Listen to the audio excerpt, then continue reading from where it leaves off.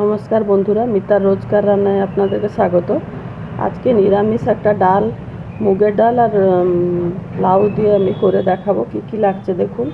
এইটা মুগের ডাল এক কাপ মতন আমি ভেজে এটাকে রেখেছি বাটিতে। এটাকে ভালো করে ধুয়ে নেবো, তারপরে লাউ দিয়ে ওটাকে করব।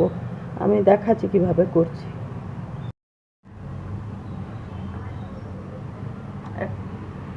একটা কড়াইতে জল বসিয়ে দিয়েছি, জল গরম হয়ে গেছে। এবার এই মুগের ডালটাকে ভালো করে ধুয়ে কড়াইতে দিয়ে দিলাম। কাঁচা ডালও আপনারা করতে পারবেন, কিন্তু ভাজা ডাল দিলে একটু ভালো লাগে টেস্টটা। জল তো গরমই হয়ে গেছে। এবারে লাউগুলোকে এর উপরে দিয়ে দিলাম। একটু বড় বড় টুকরো করে কেটেছি, কারণ সেদ্ধ হয়ে গেলে অনেক ছোটই হয়ে যাবে এটা।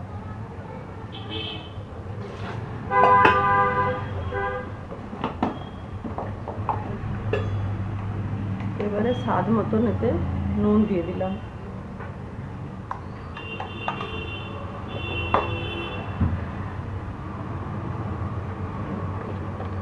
আর খুব অল্প, হাফ চামচ থেকেও কম একটু হলুদ গুঁড়ো দিয়ে দিলাম।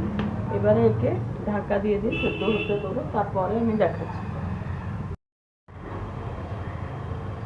মুগের ডাল আর লাউটা যেটা সেদ্ধ করেছিলাম ওটা পুরো সেদ্ধ হয়ে গেছে। এবারে ভালো ঘি, এক চামচ একটু খাবার ঘি দিয়ে দিলাম। খাবার ঘি দিয়ে আপনারা তেলও দিতে পারেন, কিন্তু ঘিয়েতে সাঁতলালে এই ডালটা বেশি ভালো লাগে। ঘিটা একটু গরম হয়ে যায় আর দেখাচ্ছি।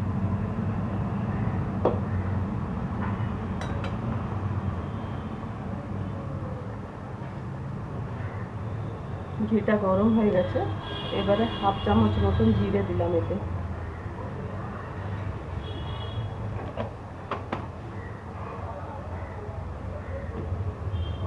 ঘিটা চারিদিকে ছড়িয়ে দিচ্ছি, আর একটু গরম হয়ে যাক। ভালো করে গরম হয়েছিল না, আমি দিয়ে দিয়েছি। এবারে তেজপাতা দুটো আর একটা শুকনো লঙ্কা দিয়ে দিলাম।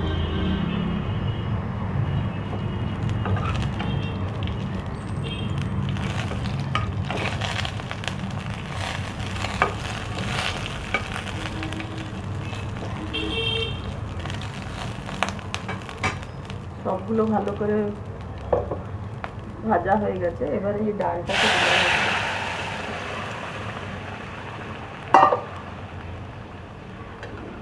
দেখুন, এই যে লাউগুলো এত বড় বড় রেখেছিলাম, এগুলো পুরো নরম হয়ে গলে গেছে।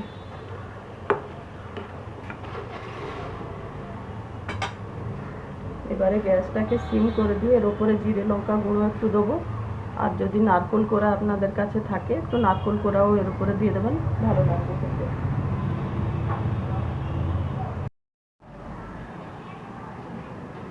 আমার মুগের ডাল আর লাউ রেসিপিটা হয়ে গেছে।